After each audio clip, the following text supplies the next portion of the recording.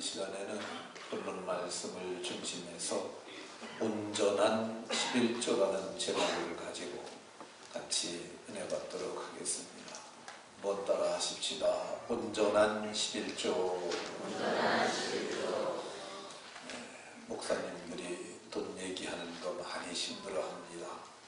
그래서 저도 이 말씀을 별로 안 전했는데 하나님의 성령께서 제게 감동하셔서 제가 그냥 용기를 내서 말씀을 준비했습니다. 시험에 드시는 분들이 없고 이 말씀이 모두가 복이 되시기를 예수님 이름으로 축원합니다. 이 옆사람과 서로 인사하면서 이렇게 서로에게 복을 빌어줍니다. 말씀을 잘못 들어서 시험에 들지 말고 잘 깨달아서 복이 된 사람이 됩시다.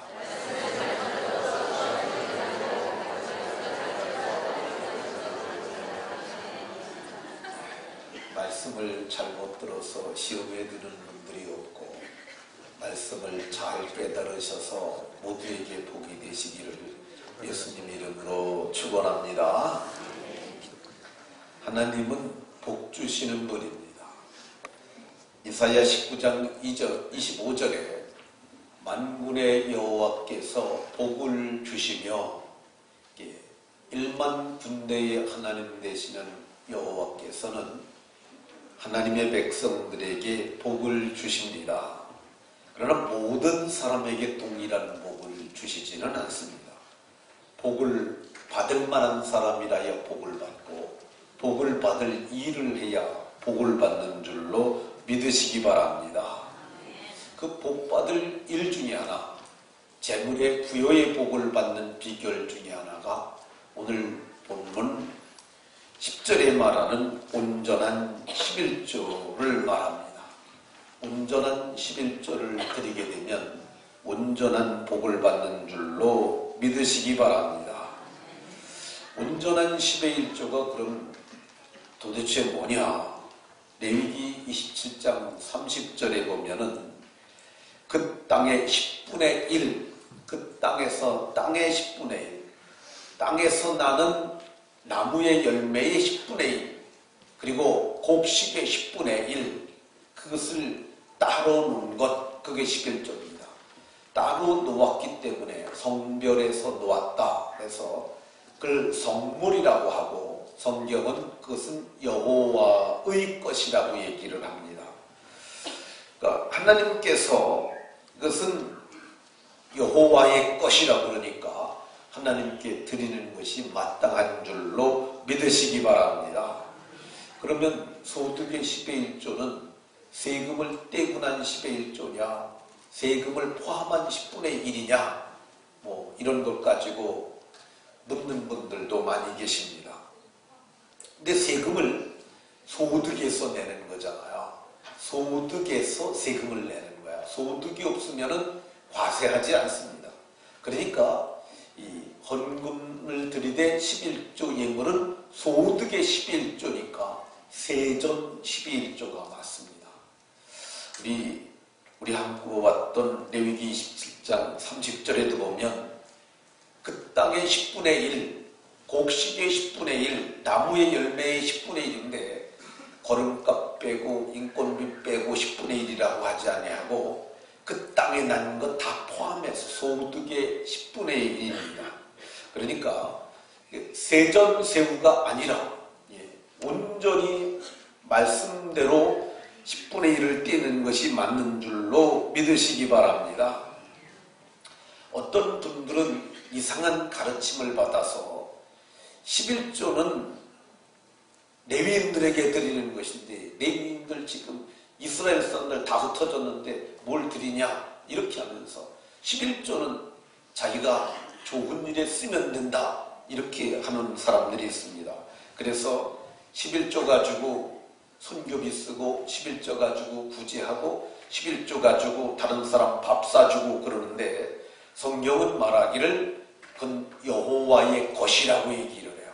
10분의 1은 여호와의 것이니 여호와의 것을 가지고 자기 마음대로 썼으니까 하나님께서 책임이 없다 하지 않을 것입니다. 어떤 사람들은 11조를 드리는데 이 11조를 내가 출석하는 교회보다 시골 교회가 어려우니까 거기다 드리면 어떻겠느냐 이렇게 묻는 사람들이 있습니다. 저는 아니라고 생각합니다. 아무리 시골 교회가 어려워도 시골 교회에 드리는 것 아니고 자기가 출석하는 교회에 드리는 것이 맞습니다. 제가 시골에서 14년을 목회를 했는데 저희 교회가 시골에서 목회했던 그 교회가 재정적으로 좀 열악했어요. 근데 저희 처갓집 식구들은 다 소득이 있어가지고 다 11조를 띄는 사람들이에요. 근데 제 마음속에 그런 마음이 조금 들어들었어요.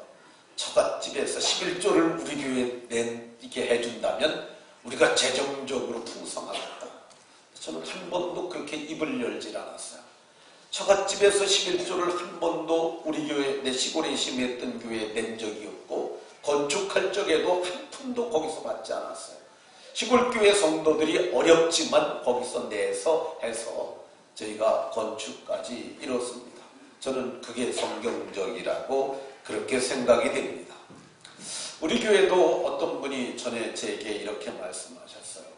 형님이 인천에서 외국인 목회를 하셔서 어렵습니다. 11조를 그곳으로 보내면 어떻겠습니까? 제게 물었어요.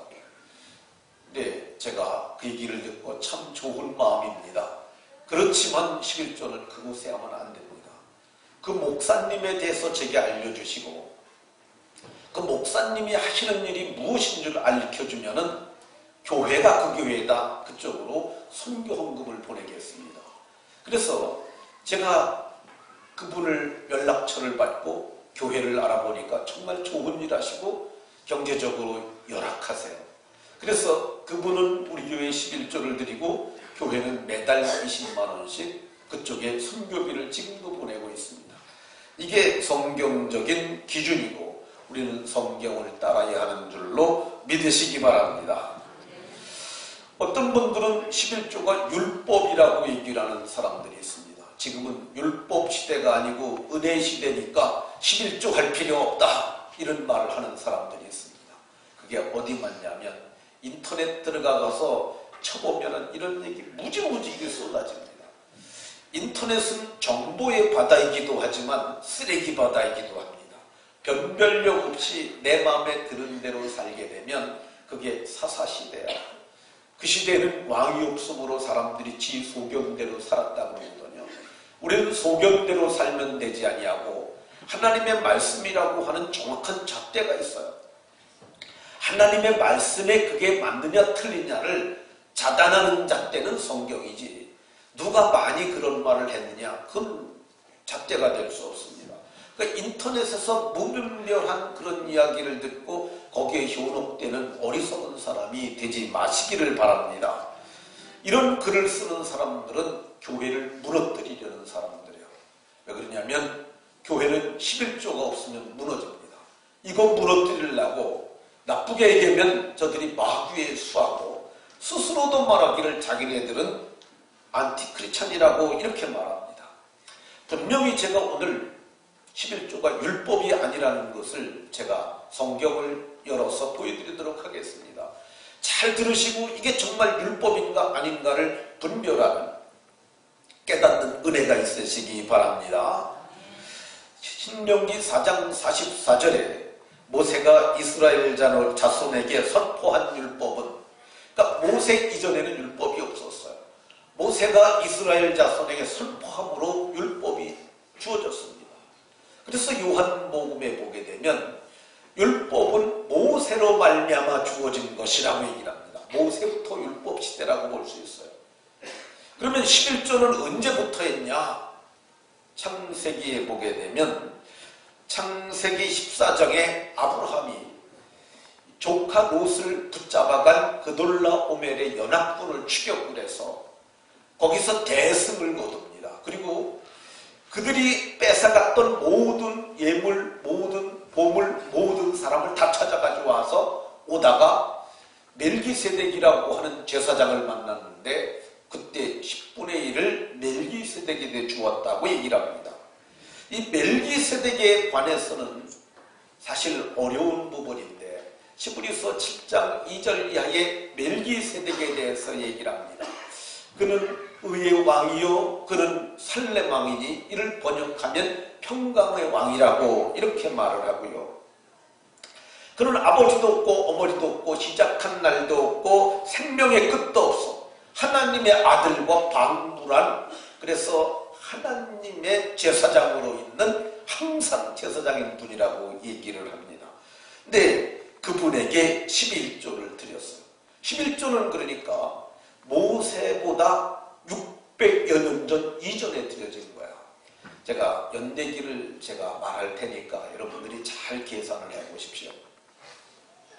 아브라함이 가나안 땅으로 나올 때가 75세였어요.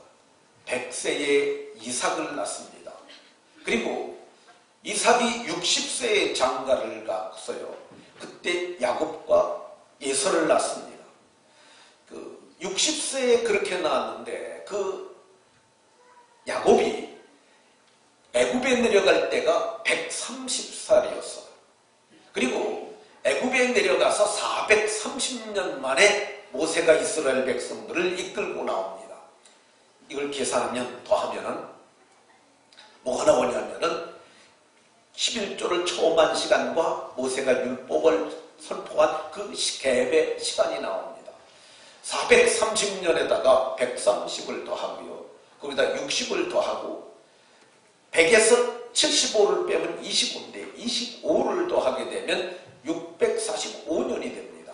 그런데 이 가나안 땅에 들어와서 바로 그돌라오멜의 연합군을 공격한 것이 아니라 약간의 텀이 있어서 제가 그것을 한 5년 정도로 잡고 보니까 약 640년 전에, 그러니까 모세보다 640년 전에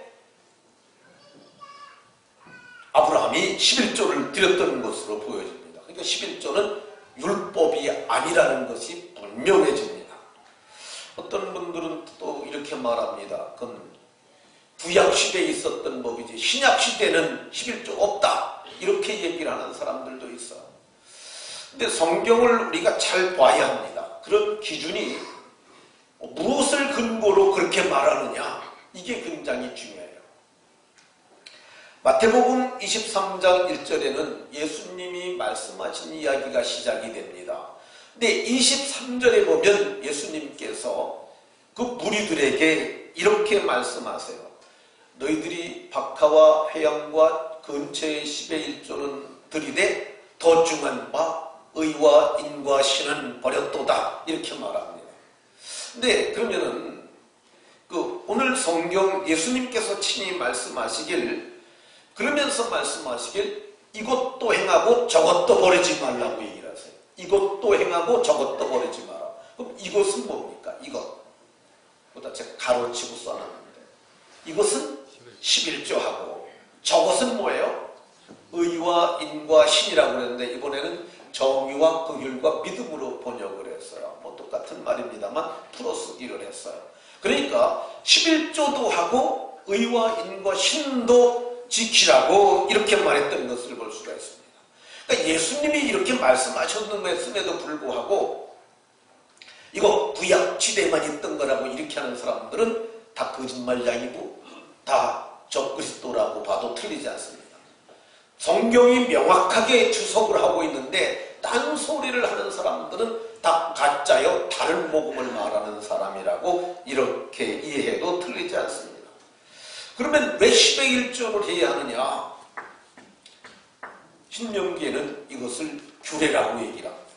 오늘 말라기 3장 7절에도 말하기를 이것을 나의 규례라고 얘기를 해요. 이 규례라고 하는 오크라는 히브리어가 뭐냐면 규정이라는 뜻이에요. 정해진 규칙이라는 거야. 이거를 딴 데서는 법도, 관습, 의무 이렇게 얘기를 합니다. 그러니까 하나님의 백성이라면 마땅히 해야 할 것이라는 것이죠. 우리는 4대의 의무를 가지고 있습니다. 우리 어렸을 적에 학교 다닐 적에 이거 외웠잖아요. 근로의무, 납세의무, 국방의무, 교육의 의무. 근데 헌법에서는 요즘에는 2가지를 더 추가해서 6대 의무를 얘기합니다. 재산권 행사의 의무, 환경 보존의 의무를 말합니다. 국가가 백성이 국가에 대해서 의무를 지는 것처럼 하나님의 백성들에게 하나님께서 규례로 정하신 것이 11조니까 하나님의 백성이면 마땅히 해야 하는 줄로 믿으시기 바랍니다. 11조를 왜 해야 하느냐? 그런 믿음의 고백이기 때문이었어요. 돈을 사랑하지 아니하고 하나님을 사랑한다는 믿음의 고백이죠. 돈을 사랑함이 일만하게 뿌리라고 얘기를 합니다. 그러니까 이거를 잘 이해해야 되는데 돈이 일만하게 뿌리라고 하면 안 되고 돈은 사랑의 대상이 아니에요. 근데 돈을 사랑하는 거예요. 그러니까 그것 때문에 사고가 나는 거죠. 돈은 필요한 것이지 돈은 사랑의 대상이 아닙니다. 그러니까 예수 믿는 사람들은요, 예수 믿는 그 자체가 뭘 얘기를 하냐면 나는 돈을 사랑하지 않고 하나님을 사랑하는 사람이라는 그런 고백이 들어있는 거예요. 이 하나님을 사랑하는 사람들은 하나님의 말씀을 따라 살죠. 창세기에 보면 아담과 하와의 타락 사건이 나옵니다. 근데 하나님이 뭐라고 그러냐면 동산 중앙에 선악을 알게 하는 나무와 생명나무의 열매를 나무를 심어놓고 말씀하시기를 이거 따먹지 마라. 따먹으면 반드시 죽으리라. 하나님은 반드시 죽으리라 그랬어요. 근데 마귀는 결코 죽지 아니하리라. 그래서 하나님의 말과 마귀의 말을 저울질하다가 누구 말을 따라갑니까? 마귀 말을 따라서 그걸 먹어요. 그건 뭘 얘기를 하냐면 내가 하나님을 하지 않는다는 실체적으로 보여주는 거예요. 사랑하면 그 계명을 지킨다고 요한 1서에 말하잖아요. 여러분들 옛날 영화들 보게 되면 여자와 남자가 사랑하고 보게 되면 물레방앗간 나오라고 해도 밤중에 물레방앗간도 오잖아요. 그리고 어떤 때는 상여집에서 만나기도 했는데 거기도 여자가 사랑하니까 쫓아오잖아요. 사랑하면 말을 듣게 되는 건데 이 첫사람 아담이 그래서 실패합니다. 그래서 그는 우리에게 죄와 사망을 가져다 주죠. 둘째 아담 되시는 예수님께도 동일한 시험이 옵니다. 40일을 금식하고 줄이셨을 때 마귀가 나와서 이 돌덩이가 떡덩이가 되게 하고 너 이거 떡 만들어서 먹어라. 예수님은 능히 그거 하실 수 있었어요. 그런데 예수님은 뭐라고 말씀하시냐면 사람이 떡으로만 사는 것이 아니라 하나님의 입으로 나오는 모든 말씀으로 사는 것이다. 말씀으로 사는 것이다 그랬어요. 그 이유가 뭐냐면 하나님을 사랑하니까 그 말씀을 따라 지키는 것이죠. 예수님께서 이 시험을 받으시고 바로 6장에서 이렇게 말씀합니다. 한 사람이 두 주인을 섬길 수 없다. 혹은 이를 경히 여기고 혹은 이를 중히 여김이라 이렇게 말씀하시고 결론이 뭐냐면 하나님과 재물은 겸하여 섬길 수 없다는 것입니다. 하나님을 사랑하면 하나님을 섬기는 거고 재물을 사랑하면 재물을 섬기는 것인데 둘 중에 하나를 선택하라는 것이죠. 그러니까 예수님 믿는 사람들은 어떤 사람들이냐?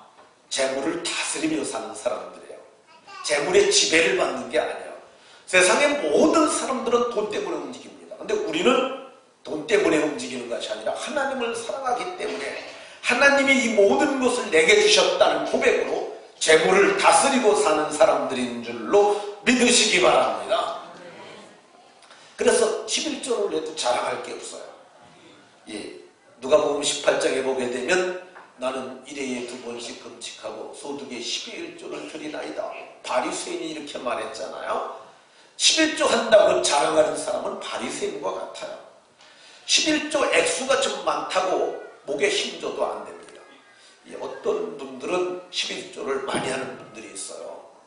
우리 교회도 200만 원씩 하시는 분들도 있어요. 그래도 목에 힘주면 안 돼요. 11조를 아주 조금 하는 분들도 있어요. 수입이 적으니까 적게 하는 거죠. 그렇다고 의기소침할 것도 없어요. 그냥 소득의 10의 1조를 드리는 거야. 죽을 먹으면 죽의 10의 1조, 밥을 먹으면 밥의 10의 1조를 드리는 겁니다. 근데 10의 1조를 드릴 믿음이 있는 사람인데 남편이 반대를 하는 경우가 있어요. 혹은 아내가 반대를 하는 경우가 있어요. 결혼하기 전에 잘했는데 결혼하고 여인을 만났더니 혹은 남편을 만났더니 그거 왜 하냐? 하면서 반대할 수 있어요. 저는 이럴 때 남편이 반대하면은 남편이 수락할 때까지 저는 기다려주는 게 좋다고 생각합니다. 11조를 하나님께 드리는 것보다는 가정이 더 귀하기 때문이죠. 이건 제 생각이에요. 하나님도 그걸 용납해 주시리라고 저는 믿습니다. 그러니까 여러분들이 혹시 그런 일이 있거들랑 이렇게 말을 하면 됩니다. 하나님, 저는 11조를 지금까지 드렸던 걸 아시죠? 근데 저 남편이 믿지 아니해서 이해를 하지 못합니다. 남편이 이해할 때까지 11조를 제가 드리지 아니하더라도 하나님 용납해 주십시오. 이렇게 말할 수 있습니다. 그러나 자기 소득은 할 수 있어요. 남편에게 남편이 가져온 월급을 갖다 주더라도 당신이 내게 주는 월급 중에 내가 쓸 수 있는 금액이 얼마나 되는지 말해 주시오. 뭐 300만 원을 갖다 주면서 100만 원을 준다면 자기가 그거는 남편에게 받은 거니까 그 중에서 100만 원의 11조를 저는 드려도 된다고 생각합니다. 이 11조보다는 가정이 더 소중하기 때문에 저는 그리해도 하나님이 용납하실 것이라고 생각이 듭니다. 왜 11조를 드려야 하느냐? 성경은 말하기를 하나님의 것을 도적질하는 것과 같기 때문이라고 성경은 말합니다. 하나님이 11조를 니네들 건데 날 주는 것이 아니라 원래가 내 것이라고 얘기를 해요. 여기 보면 8절에 나의 것을 원래가 내 거라는 거예요. 그 근거가 뭐 굳이 따진다면 땅의 주인이 하나님이시죠. 우리는 뭐 땅을 가지고 있지 않습니까? 우리도 교회 부지가 2,000평을 가지고 있는데 이거 우리 거라고 얘기를 하잖아요. 근데 사실 그 이전에는 다른 사람이 갖고 있었고 그 이전에 다른 사람이 갖고 있었고 맨 위로 올라가게 되면 진짜 주인이 누구냐? 창조하신 분이 이 땅을 지으신 분이 그분 아닙니까? 이 11조는 그래서 성물이라고 이렇게 얘기해요. 성물, 거룩하게 따로 놓은 것이라고 얘기를 하고, 그러니까 우리가 이게 11조를 하지 않는 것을 하나님 입장에서 보면 저놈들이 내 것을 가지고 주지 아니하니까 도둑놈과 같다 이렇게 말하는 겁니다. 그런 입장에서 보게 되면 세상에 수많은 사람들은 다 도둑놈들이고 우리만 아닐 수 있는 거죠. 근데 실제로 그러면 하나님의 것을 내지 아니하면 저주를 받냐? 성경에 보게 되면 아간이라는 사람이 나오는데 이스라엘 백성들이 요단강을 건너서 홍해 바다, 요단강을 건너서 여리고성 앞에 씁니다. 근데 하나님께서 그때 그들에게 말씀하셨어요. 이거는 만물이다. 첫 번째 거기 때문에 금과 은과 동과 철은 여호와의 곳간에 돌리라고 했어요. 그리고 다음 성부터 너희가 가지라 이렇게 하나님께서 말씀하신 거예요.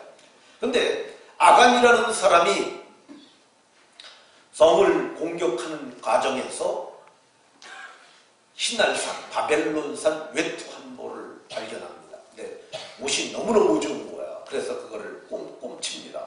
그리고 또 금덩어리, 은덩어리를 취해가지고 그거를 아무도 모르게 자기 집에 와가지고 땅바닥 파고 거기다 묻어놨어요. 근데 자기는 아무도 모르리라고 생각했는데 그 이튿날 아이송 전투에 36명이 엎드려져 죽습니다. 그래서 이스라엘 지도자들이 땅에 엎드려서 옷을 찢고 먼지를 뒤집어 쓰고 어째서 이런 일이 생겼습니까? 하고 탄식을 하며 부르짖는데 하나님께서 말씀하시길 내 것을 도둑질한 놈이 있다고 말씀하셨어요. 그리고 내일 너희가 다 나오게 되면 내가 그를 찾아낼 것이라고 이렇게 말씀하셨어요. 그래서 12지파가 나왔는데 유다 지파가 뽑혔고 유다 지파를 다 나오라고 그랬더니 세라 족속이 뽑혔고 세라 족속을 놓고 뽑았더니 삽디 가족이 뽑았고 나중에 보니까 삽디의 아들 삽디의 손자 갈미의 아들인 아간이 뽑혔다고 이렇게 얘기를 합니다. 너 어째서 그랬느냐 그랬더니 내가 그게 탐이 나가지고 집에다 묻어놨다. 그래서 가서 보니까 진짜 있어서 그 은과 금과 함께 그들을 아골골짜기에 돌로 쳐서 돌무덤을 쌓아서 표적으로 남겼다고 성경이 말하고 있습니다. 그러니까 이 주의 것이라는 생각을 가져야 합니다. 내 것이라는 생각을 원초적으로 버려야 합니다. 11조를 왜 해야 하냐? 그거 해야 교회가 존재합니다. 교회가 11조가 없으면은요, 교회는 세상에서 존재할 수 없어요.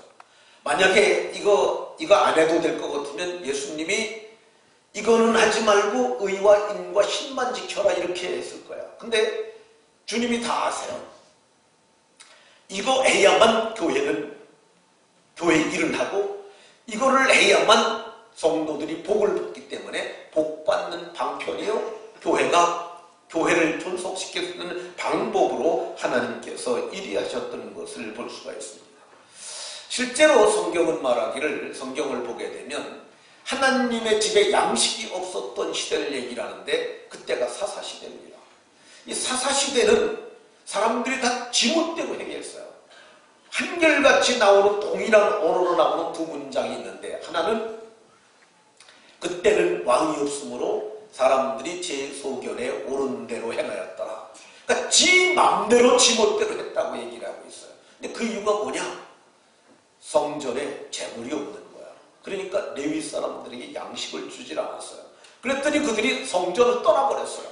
제사 제도가 붕괴되는 것이죠.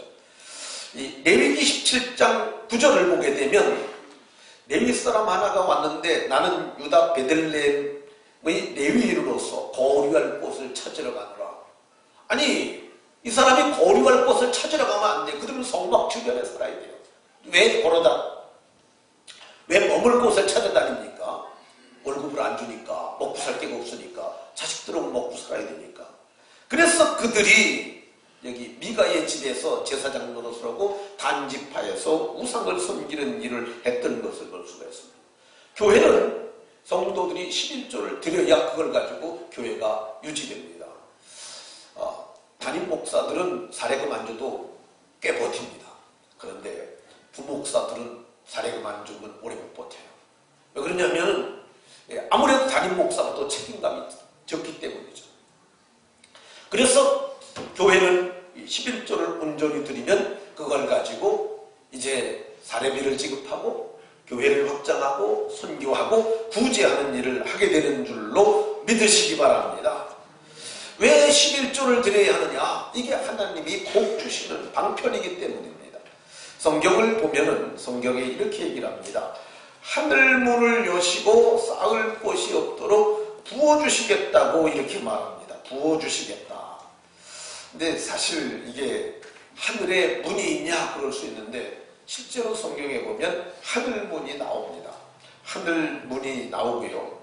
또 하나님께서 그 문을 여시고 부어주셨던 사건이 나오는데 이스라엘 백성들이 만나라고 하는 신비한 식물을 먹었어요.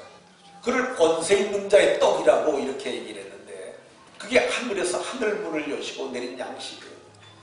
야곱은 하늘문이 열리고 천사가 오르락 내리락 하는 것을 보았는데 하나님이 이 문을 통해서 하늘문을 여시고 땅에 쌓을 곳이 없도록 복을 부어주겠다고 말씀하셨던 것을 볼 수 있습니다.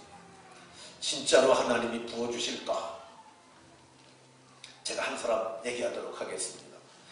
백선행이라는 이름을 가진 한 과부가 있었습니다.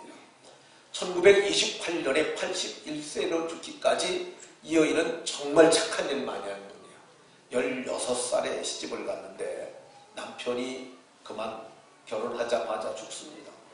그런데 이게 남편이 결혼하자마자 죽은 자식 없이 죽은 분들을 청상이라고 불러요. 근데 청상으로 81년을 산 거야. 남은 때를 다 청상으로 살았습니다. 그런데 이 여인이 복음을 듣게 됩니다. 아, 예수님이 구원이구나. 이걸 깨닫고 믿음으로 살아요. 근데 혼자 사는 과부가 무슨 재물이 있겠습니까? 근데 열심히 노력을 해가지고 자기가 돈을 좀 모읍니다. 그가 약 200냥이 모였을 때 자기 남편을 공동묘지에 있는 남편을 옮기기 위해서 선산을 하나 마련을 합니다. 대동강 변에 있는 산이었는데 그 산을 200냥을 주고 사요. 한 냥이 얼마냐에 대해 가치는 논란의 여지가 많습니다. 정확하게는 계산할 수 없지만은 한 5천만 원이나 1억 정도 되지 않았을까 하는 생각이 듭니다. 그 산을 하나 삽니다. 그래서 산을 친척의 소개로 사고 그 산을 가봤는데 가보고 깜짝 놀랐어요. 왜 그러냐면 나무가 하나도 없는 석회암으로 만들어진 산이었기 때문에 사람들이 그랬어요. 백가부 그거 망했네. 그거 그렇게 고생해서 남편 그리고 시아버지 시어머니 모시겠다고 선산 마련한다고 사들이 사기당해서 망했대. 이런 소문이 났어요. 근데 백가부는 그걸 보고 뭐라고 그랬냐면 하나님 앞에 감사했습니다. 하나님 감사합니다. 다른 사람이 이거 샀으면 그 사람 망할 건데 내가 사서 내가 이렇게 망하게 하셔서 감사합니다. 하나님 앞에 정말 감사 기도를 했다 그래요. 근데 그리고 얼마 지나가지고 일본 사람 하나가 그 산을 보고 팔라고 그랬어요. 200냥에 샀다는 얘기 듣고 300냥 준다고 그랬어요. 근데 백과부가 안 판다고 그랬어요. 단호하게 안 판다. 왜 안 판냐 그랬더니 그냥 안 판다고. 얼마 있다 또 사람을 보내갖고 이번엔 1000냥을 준다고 그랬어요. 1000냥에도 안 판다고 그랬어요. 얼마 있다 또 보냈는데 이번엔 5000냥으로 올렸어요. 그래도 안 판다. 근데 그 산을 살려고 그러는 일본 사람은 그게 석회암인데 그걸로도 시멘트를 만든다는 거야. 그래가지고 대동강에 다리를 놓는 공사를 맡았는데 그걸 거기서 생산을 해서 할 계획을 하고 거기서 공장을 세워갖고 전국에 시멘트를 판매하려는 그런 계획을 갖고 있었던 거예요. 그러니까 그 사람이 눈치를 이렇게 생각을 했어요. 저 백과부가 내 의도를 알았나 보다. 그래 10,000냥으로 옮겼는데 10,000냥으로 올려도 안 판다고. 20,000냥을 주겠다고 그랬어. 그랬는데도 안 판다고 그랬어. 그러니까 도지사를 찾아가지고 얘기를 했습니다. 땅을 좀 저걸 나한테 좀 팔게 좀 해줘라. 이 도지사가 수소문을 해보니까 교회를 다니는 믿음 좋은 분이라는 얘기를 들었어요. 그래서 목사님을 찾아가서 말합니다. 저 산을 우리에게 팔아야 우리가 이걸 개발을 해서 여기에 다리를 놓고 사람들이 건너다니게 되니까 목사님이 가서 좀 설득 좀 해서 팔라고 그래라. 근데 목사님이 찾아가서 이제 물었습니다. 도대체 집사님 200냥짜리를 20,000냥을 준다고 그러는데도 안 파시는 이유가 뭐요? 그랬더니 나는 200냥 주고 망했는데 20,000냥을 주고 그 땅을 사는 사람은 얼마나 망하겠느냐. 그래서 망하지 말라고 내가 안 팔았다는 거야. 근데 그 얘기를 듣고 있던 목사님이 자세히 얘기를 합니다. 그 얘기를 듣고 있던 이 백선의 과부가 그리하면 팔겠습니다. 그래서 그분이 그 땅을 팔아서 평양신학교 부지를 마련해 줍니다. 그리고 YMCA 부지를 마련해 주고 YMCA 기독교회관을 건축해 줬던 것을 볼 수 있습니다. 그분이 정말 적은 수입, 적은 옷 만들어서 팔고 빨래해서 번 돈, 그리고 집에서 꽃 재배해갖고 갖다 팔고 사소한 돈인데 온전한 10의 1조를 드렸더니 하나님께서 부어주셨는데 그 부어주신 하나님이 오늘 나의 하나님이요 여러분의 하나님이신 줄로 믿으시기 바랍니다. 11조를 드리면 어떻게 하나님이 복을 주시냐? 황충을 금해서 너희 토지소산을 먹어 없애지 못하게 하며 너희 밭에 포도나무가 열매가 기한 전에 떨어지지 않게 하리라. 열매가 기한 전에, 그러니까 하는 일마다 다 열매 맺게 하는 그런 복을 약속하고 있습니다. 열매가 기한 전에 떨어지는 때는요 정말 상심합니다. 저는 농사를 져봐서 아는데요, 정말 풍성한 것이 비바람으로 다 떨어지잖아요. 마음. 전에 우리나라에 통일벼라는 벼가 있었습니다.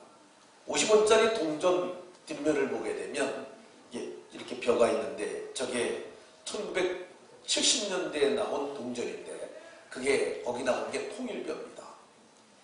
이 통일벼는 그 학명으로는 IR 667이라고 하는데요. 이게 서울대학교 교수였던 육종학자 허문회라는 분이 이거를 만들어낸 거예요. 이게 육종교배를 통해서 만들어낸 것이죠. 근데 이게 어떻게 만들어졌느냐 하면 61년도에 우리나라에 혁명이 일어납니다. 뭐 혁명이라고 하면 구테타라고 하는데 어쨌든 그게 일어나서 박정희 씨가 집권을 하게 됩니다.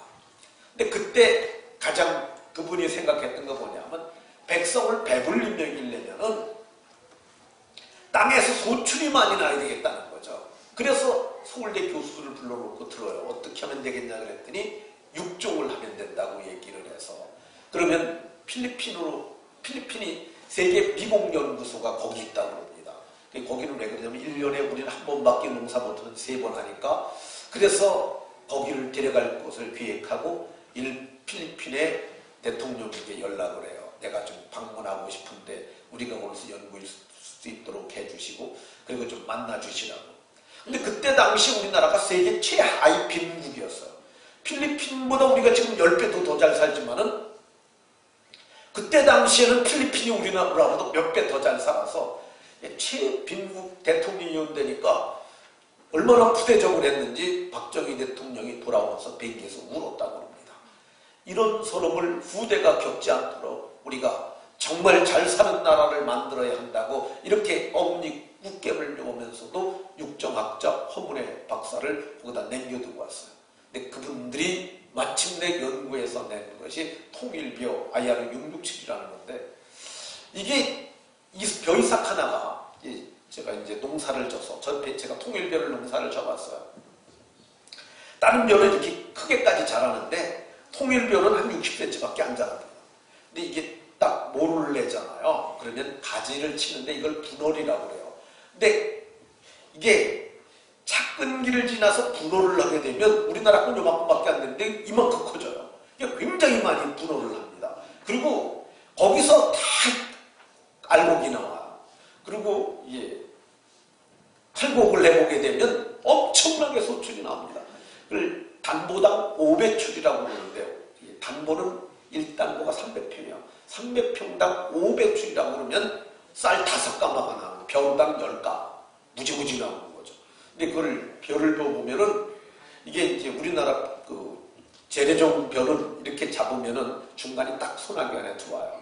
근데 이 통일벼는 이렇게 꽉 잡으면 이게 짧으니까 이게 잡히지도 않을 정도로 이렇게 많이 잡힙니다. 근데 이 통일벼가 결점이 하나 있는데 영글어서 바람만 한번 불었다면 다 떨어져 버립니다. 참 벼는 많이 소출은 많은데 이게 비바람이 오면 다 날아가는 거야. 근데 농부의 마음이 보면 이게 벼가 알곡이 떨어져 있잖아요. 참 마음 아픕니다. 어떤 집은 그걸 갖다가 진흙더미에서 이제 수로로 걷어가. 근데 그걸 뭘 받아? 무슨 수로 그걸 해요? 어쨌든 이게 먹고 살만해지니까 이제는 더 쌀 맛 좋은 거, 그래서 그런 걸로 하느라고 그것이 없어지긴 했는데 아마 떨어져서 없어지지 않았나는 생각도 듭니다. 성경은 이 11조 하면 땅이 아름다워지는 복을 약속하고 있습니다. 땅이 아름다워지려면은 땅에서 모든 산물이 좋아지는 거죠. 이 포도가 탐스러운 포도 열매를 맺고 그리고 아름다운 열매를 맺고 곡식들은 다 탐스러운 거. 하나님께서 11조를 하면 그렇게 복을 주시겠다고 말합니다. 하나님이 어떻게 알고 어떻게 내가 11조를 알고 하는 걸 알고 하나님이 복을 주시냐. 근데 성경을 보면 하나님은 전지하신 분이라고 그래요. 지난 금요일에 제가 시편 147편을 말씀을 전했는데 그가 별들의 수요를 세시고 그것들을 다 이름대로 부르시는도다. 별들이 몇 개나 될까? 근데 그걸 다 세시고 계시다고 그래요. 은하계 하나가 별이 2천억 개 정도 있다고 그래요. 은하계 하나. 근데 그 은하계가 지금 이 천상세계에 있는 은하계가 1조가 있다고 그래요. 그러니까 뭐 무지무지 많은 거죠. 도저히 셀 수 없는 거죠. 근데 성경을 보면 하나님이 그거 다 세셔서 뿐만 아니라 이름도 다 줘주셨다고 얘기를 해요. 그 전지하신 하나님께서 우리가 11조 하면 다 아시고 복을 주실 줄로 믿으시기 바랍니다. 11조를 해도 안 되는 사람들이 간혹 있습니다. 왜 나는 11조 해도 안 될까? 깊이 생각해 봐야 합니다. 근데 성경을 보게 되면 11조를 해도 안 되는 사람들에게는 하나님의 깊은 뜻이 있어요. 신명기 8장 16절에 보면 이스라엘 백성들이 광야길을 걸었어요. 근데 그 이유는 뭐냐면 마침내 때가 되면 사람을 크게 키워서 큰 복을 주려 하시니라고 성경이 말하고 있습니다. 그러니까 오늘 눈앞의 것만 보지 말고 자기 상황을 봐야 합니다. 나를 키우시는 하나님의 은밀한 손길을 봐야 합니다. 그리하면 하나님께서 풍성하게 복을 마침내 주실 줄로 믿으시기 바랍니다. 그럼 실제로 복을 받은 사람들이 11조에서 복 받은 사람들이 많이 있냐? 수도 없이 많습니다. 민족을 들려면 유대 민족을 들을 수 있어요. 이스라엘 백성들. 지금 지구상에 존재하는 유대인들은 한 1500만 정도로 기술을 합니다. 근데 그들은 세계 경제를 움직이는데 그분들이 가장 많이 움직이고 있는 게 세 가지예요. 하나는 금융, 하나는 기름, 또 하나는 곡물이죠. 그래서 세계 5대 은행 중에서 3개를 저들이 가지고 있고요. 그리고 세계 메이저 에너지 회사 중에서 뭐 우리도 알 수 있는 걸 모빌은 우리나라에 많이 들어와 있잖아. 이거 다 유대인들 기업이거든. 뿐만 아니라 곡물을 정기적으로 수출하는, 정상적으로 수출하는 나라가 4나라 있는데 미국, 캐나다, 아르헨티나 그리고 호주. 근데 5대 메이저 곡물 회사를 다 유대인들이 장악하고 있다고 합니다. 그러니까 그 사람들이 부는 가히 상상할 수 없을 만큼 큰 재물이 있는 거죠. 그 나라만 복을 받았냐? 아닙니다. 대한민국도 복을 많이 받았습니다. 우리가 100년 전만 하더라도 정말 우리 가난하게 살았잖아요. 제가 어렸을 때만 하더라도 학교에서, 제가 어렸을 때라는 말은 50년 전쯤 얘기를 하는 겁니다.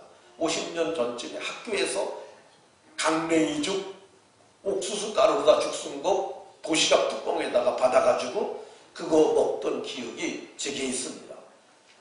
옥수수 빵을 하나 가지면 제가 빵을 받았을 때 제가 그거를 한 개면은 그걸 다 먹질 않고 그걸 가지고 집에를 갑니다. 근데 제 집하고 학교의 거리가 한 600m 정도 됐어요. 근데 제가 집이 갈 때쯤 되면은 저보다 10년 아래 동생이 하나 있는데 걔가 길의 중간까지 와 있어요. 왜 그러냐면 형이 학교에서 받은 거, 그거 먹던 거 반쪽을 얻어먹으려고. 그게 우리나라의 실제였지 않습니까? 근데 어려운 가운데서도 우리가 온전한 11조를 예수 믿는 사람들이 드렸어요. 그러니까 우리 까닭에 한국이 복을 받았다고 그렇게 믿으시기 바랍니다. 이제 수많은 복 받은 사람들 많이 있는데 여러분들이 그 주인공이 되셔서 온전한 10의 1조를 드려서 모두가 복을 받고 누리고 나누는 은혜의 사람들이 다 되시길 예수님 이름으로 축원합니다. 기도하겠습니다.